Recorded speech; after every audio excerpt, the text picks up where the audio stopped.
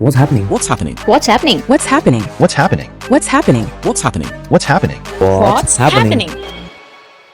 Namaste and welcome to What's Happening, Where we try bringing you the pulse of India and give you the news that's unbiased, unfiltered, and unmissable. And today we'll be looking into the important issues, events, and major discoveries happening in India and around the world. So let's dive in. This next news is the one you should be keeping an eye on. US के federal bank ने अपने rates 50 base point कम कर दिया है.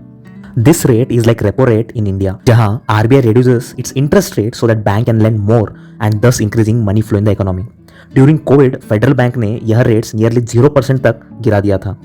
Then after they increased it to 5.25 to 5.5%. But recently they reduced it to nearly 4.75%. That is 50 base points. And they announced of reducing it much by 50 base point till 2025. अब आप ये सोच रहे होंगे कि इंडिया को इससे क्या बेनिफिट है. So let me explain. As these rates decrease, foreign investors federal bank से लोन लेंगे and they will invest that money in developing countries like India. This is called currency carry trade. Another impact will be on our currency market. As dollar का inflow हमारी country में बढ़ेगा, हमारी रुपी और strong होती जाएगी. This has impact on our imports as well. So let's see what wonders it can bring.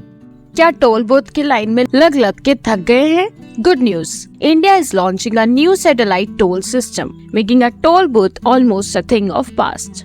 Imagine a system where you don't have to stop at a toll plaza. Satellite tolling का मतलब है tolls will be automatically calculated via satellite tracking. ये system FASTag से भी आसान और hustle free है. इस सिस्टम में जीपीएस और सैटेलाइट टेक्नोलॉजी का यूज करके आपका टोल डायरेक्टली ट्रैक और डिडक्ट किया जाएगा. This means no more waiting in a long lines. और हर व्हीकल का टोल एग्जैक्ट डिस्टेंस के हिसाब से कैलकुलेट होगा. जितना रोड यूज किया उतना ही टोल भरना है. सैटेलाइट टोलिंग से ड्राइवर का टाइम और फ्यूल दोनों बचेगा और ट्रैफिक भी कम होगा. सरकार के लिए भी रेवेन्यू ट्रैकिंग इजी हो जाएगा और टोल प्लाजा पे फ्रॉड के चांसेस कम हो जाएंगे. ये सैटेलाइट टोलिंग सिस्टम एक रिवोल्यूशन है फॉर इंडियाज हाईवे. जल्द ही हमारे टोल सिस्टम में नई टेक्नोलॉजी देखने को मिलेगी. Imagine smooth highways with no toll booth jams.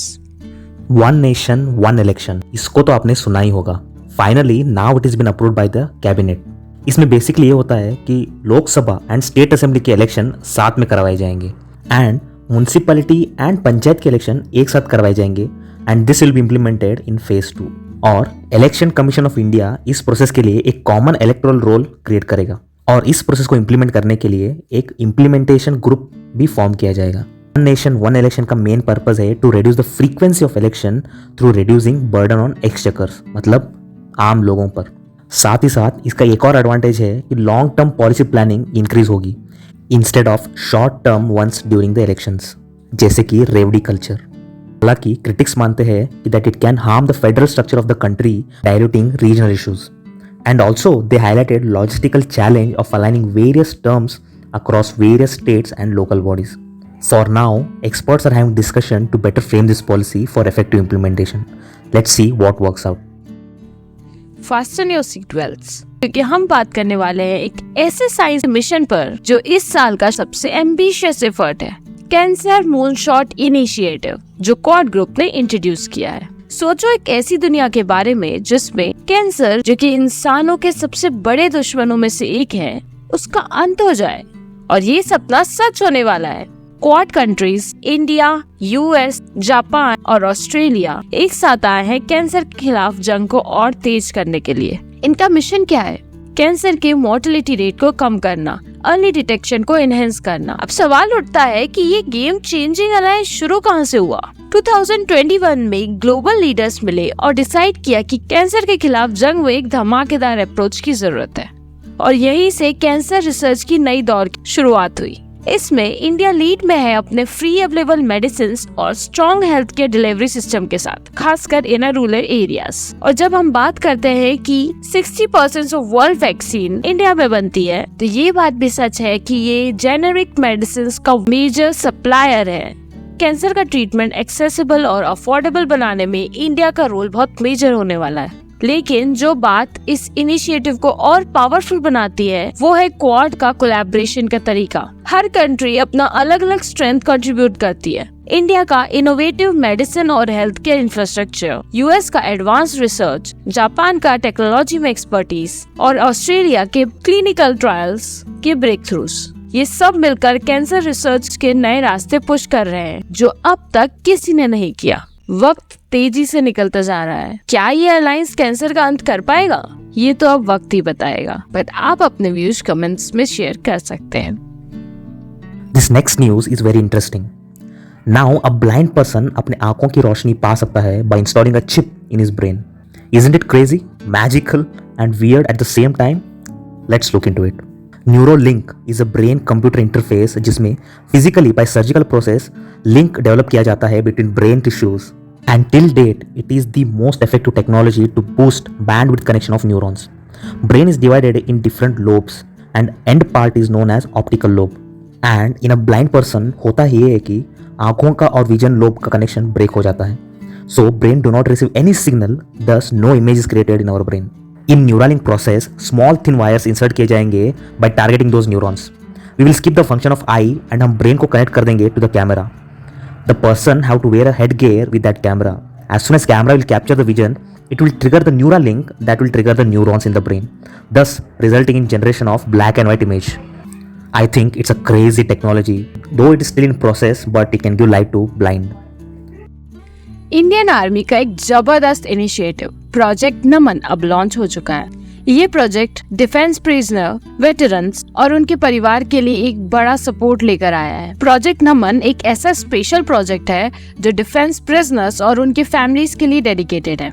इसका फोकस है स्पर्श डिजिटल पेंशन सिस्टम को एक्सेसिबल और कन्वीनियंट बनाना, जिससे वेटरन और उनके परिवार को पेंशन से जुड़े सभी सर्विसेज एक ही जगह पर मिल सके। इस प्रोजेक्ट के तहत 14 नए कॉमन सर्विस सेंटर्स यानी CSCs इस्टेब्लिश किए गए हैं। न्यू दिल्ली से लेकर बेंगलोर तक इन सेंटर्स में आर्मी वेटरन और NOKs के लिए पर्स enabled pension services, government to citizen services और बैंकिंग फैसिलिटीज प्रोवाइड की जा रही हैं, ऑल अंडर वन रूफ। और ये तो बस शुरुआत है। अगले 2 से 3 सालों में लगभग 200 और सेंटर्स ओपन करने का प्लान है, जिसमें HDFC बैंक का IT और फाइनेंशियल सपोर्ट भी शामिल होगा। हर CSCs एक वेटरन या नेक्स्ट ऑफ कीन के द्वारा मैनेज किया जाएगा, जो अपने कम्युनिटीज में मीनिंगफुल रोल प्ले कर सकते हैं। प्रोजेक्ट नमन इंडियन आर्मी के अपने वेटरन्स के प्रति एक समर्पण है, जो न सिर्फ एसेंशियल सपोर्ट प्रोवाइड करता है बल्कि उन्हें नए एंटरप्रेन्योरल अपॉर्चुनिटी भी देता है। ये एक बेटर, सपोर्टिव और एम्पावर्ड कम्युनिटी की तरफ एक बड़ा कदम है।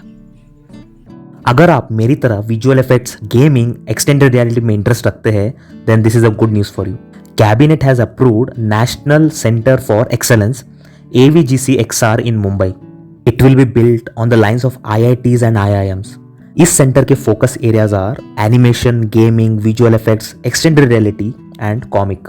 इसका बेसिक एम है to increase India soft power and position India as a global hub for content creation.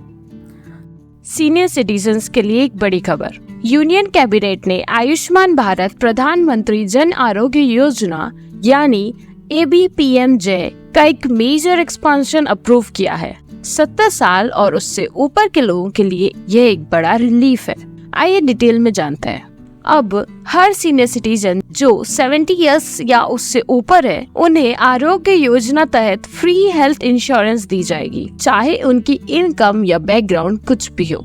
ये एक्सपांशन लगभग 6 करोड़ सीनियर सिटीजन्स और 4.5 करोड़ फैमिलीज को इम्पैक्ट करेगा, जिसमें हर फैमिली को 5 लाख रुपए तक का कवरेज मिलेगा। ये इंडिया के एल्डरली लोगों के लिए एक बड़ी जीत है। सबसे अच्छी बात ये है कि हर एलिजिबल सीनियर सिटीजन को अपना डिस्टिंक्ट ABPMJ कार्ड मिलेगा। ये कार्ड उनके लिए personal top up cover provide करेगा, और अगर उनके पास ऑलरेडी आरोग्य फैमिली कवरेज नहीं है तो भी उन्हें 5 लाख का फैमिली कवरेज मिलेगा। और एक कमाल का अपडेट जानते हैं, अगर senior citizens already CGHS, ECHS या CAPF जैसे स्कीम में हैं, तो उनके पास ये चॉइस है कि वो अपने करंट प्लान में रह सकते हैं या आरोग्य योजना ज्वाइन कर सकते हैं। इससे उनके पास और भी ज्यादा फ्लेक्सिबिलिटी होगी। और जो लोग प्राइवेट इंश्योरेंस या एम्प्लॉय स्टेट इंश्योरेंस के अंडर हैं, वो लोग भी स्कीम का फायदा उठा सकते हैं। PMJ योजना ये इंश्योर कर रहा है कि कोई भी सीनियर सिटीजन पीछे न रह जाए। एक्सपांडेड PMJ एक शांति और क्वालिटी हेल्थ केयर देगा बिना किसी फाइनेंशियल टेंशन के।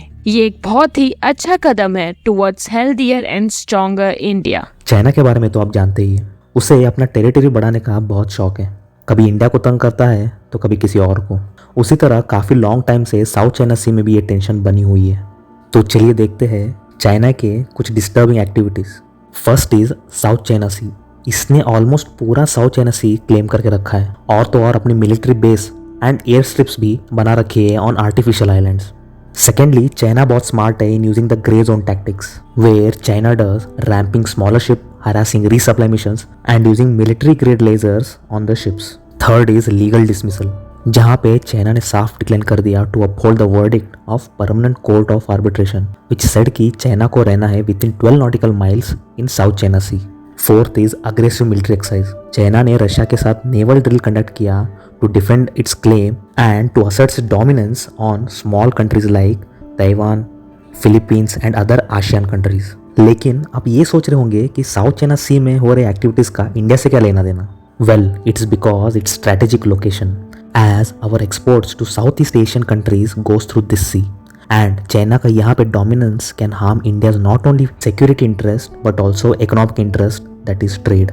Next is Quad involvement. यानी क्वाड और आसियान नेशन का collaboration is a key player in countering China's influence in Indo Pacific region. Thus there freedom is important for us too. आपको क्या लगता है इंडिया को इस सिचुएशन को कैसे हैंडल करना चाहिए? Let us know in the comments. क्या आपके विंडो के बाहर की लाइट आपके दिमाग पर बुरा असर डाल रही है?